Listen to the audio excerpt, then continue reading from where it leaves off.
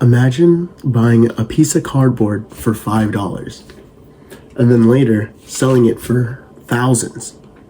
At first, it sounds ridiculous. It's just cardboard, small, printed, and easily overlooked. But in a world of trading cards, with Pokemon, sports cards, and other collectibles, that happens all the time.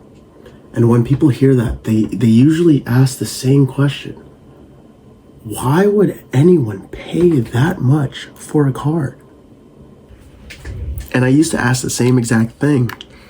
Back when I started collecting again, I saw cards like Charizard sold for hundreds, even thousands of dollars. And there were other cards that were just as cool, even rarer, but weren't even selling near the price. And it just didn't feel logical to me. So I started paying attention.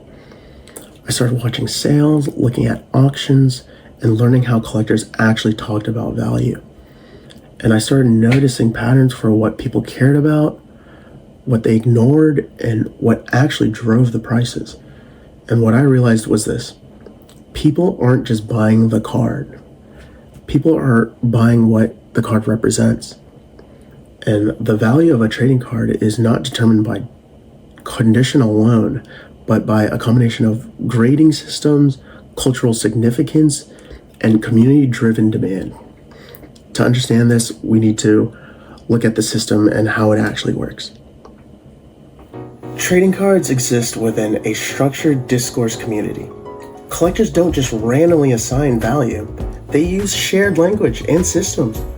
You'll hear terms like raw, meaning the card is not graded; slabbed, meaning the card has been professionally graded and sealed. You'll also hear comps, meaning comparable sales, basically using recent transactions to estimate a card's value. So instead of guessing, collectors are constantly referencing real data. Fascinating. Back to you. Yeah, I'm okay with that. And this isn't unique to just trading cards. Historically, collectibles like coins, comic books, and art have followed the same pattern. Their value isn't just based on what they are, it's based on how people collectively agree on their worth over time. The shared understanding is what gives the market structure. And so even though it may look random from the outside, there's actually a system behind every price you see. The first major factor in value is condition. And you know what? You got this. Cards are graded by companies like PSA or Beckett. These companies evaluate centering, corners, edges, and surface quality. After that, they give a score between 1 to 10. This process creates trust. And when a buyer sees a card graded a 10, they know it's been evaluated professionally. That trust increases the card's value significantly. And according to Wyburn and Roach's analysis of collectible pricing, even small differences in condition can significantly impact the value because buyers rely heavily on perceived quality when making decisions. For example, a card graded a 10 might be worth several times more than the same exact card graded a 9. Back to you guys. Grading explains value, but it doesn't determine it. Another very important factor is cultural meaning. Some cards are valuable not just because they are rare, but because they are iconic. Take Charizard, for example. There are other Pokemon cards just as rare, sometimes rarer, but Charizard consistently holds its value. Why? Because of what it represents. For a lot of people, Charizard represents childhood. It represents the first time they've had experience with Pokemon. It represents nostalgia, excitement, and identity. And that emotional connection matters. From my own experience, this realization completely changed how I looked at the market. At first, it was very surface level with, the rarity and the grading, but over time, I saw that people really cared about not just the rarest cards, but the ones that had a real impact on the buyer. See, some collectors want to relive childhood memories. Some want to complete sets. Others are focused on long-term investments, and all of these motivations exist at the same time. According to Scorchu and Zanola, experts in the community, collectibles gain value through cultural significance and reputation, not just physical characteristics. This idea also came up in an interview with a collector who's been active in this community for several years, and they explain certain cards hold value because of nostalgia and recognition. So when someone buys a card, they're not just buying the cardboard. They're buying a story. They're buying a memory. They're buying a connection. And the third factor is demand. And this is where things become even more dynamic. The trading card market is heavily influenced by the community. And a perfect example of this is during the COVID-19 pandemic. People were stuck at home looking for something to do, and at the same time, influencers and content creators started opening packs online. Millions of people started watching, and suddenly the entire market shifted. Cards that had been sitting around for years started skyrocketing in value, not because the cards changed, but because attention changed. And that attention created demand, and demand drives price.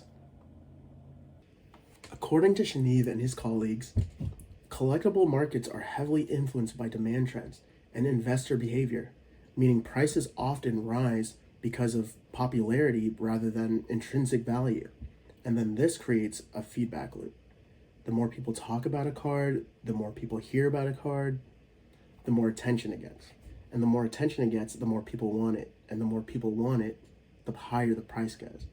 In my interview, the collector I also mentioned how quickly prices can change based on attention and trends, especially when influencers or online communities start focusing on specific cards. I remember watching this in real time. Cards that nobody talked about suddenly became highly sought after, and that's when I realized something important. Value isn't fixed. It's constantly changing, and it's shaped by the people. And now think about something you valued in your own life. That thing was not valuable to you because of what it was made of. It was valuable because of what it meant to you. And when you start combining all these factors together, you can see how value is created. Grading creates that trust, cultural meaning creates that emotional value, and community demand drives the price. But the most important takeaway is that trading cards are not just about money. They represent memories. They represent that identity. They represent connection. And this idea extends beyond trading cards. Art, fashion, trends, so many things in this life gain value through that intangible feeling. And so the next time you hear about someone spending thousands of dollars on that trading card, you know it's not about a piece of cardboard. And at this point, you can say it with me. It's about what the card means. And thank you. All right, we were talking about the whole time. All right, let's bring it out now. Just real quick, just one pack. I've never done this before. Let's see how it goes. I've been waiting on this one. Maybe learn the trick, the card trick. We'll do this real quick.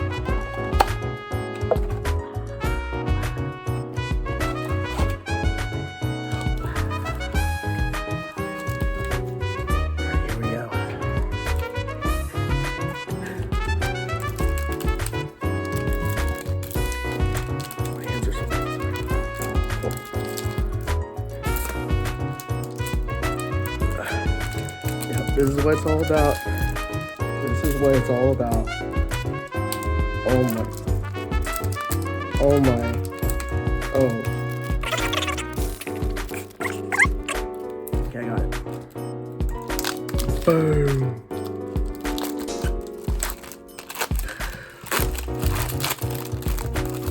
Alright. And I learned the trick.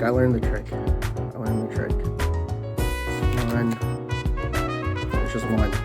Let's do it. Here we go. A little energy.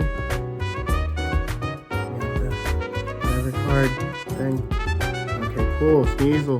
Yeah. Okay.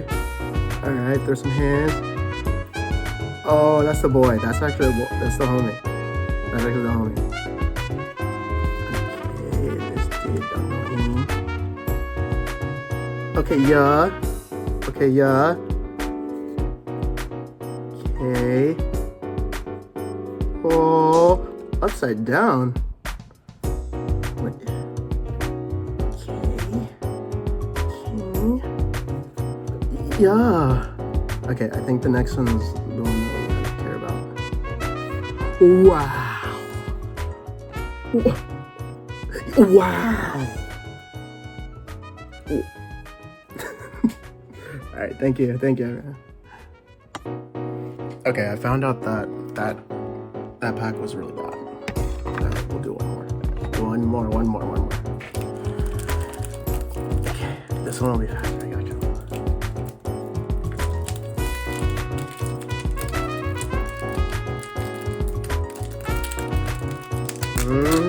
I'm a vet.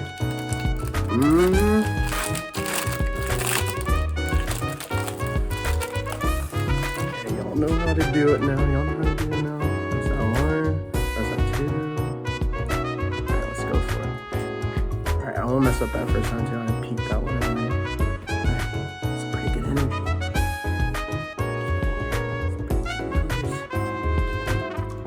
Oh, that's the boy. That's the homie. That's Fox. Okay. Cool. Yeah, okay. Cool art. See that? Okay. Who you know that got that hair like that? Okay. Bronze. Alright, okay. Okay, but that's the boy from earlier, but now it's shiny. You see, there's a little difference. Okay, see what stuff.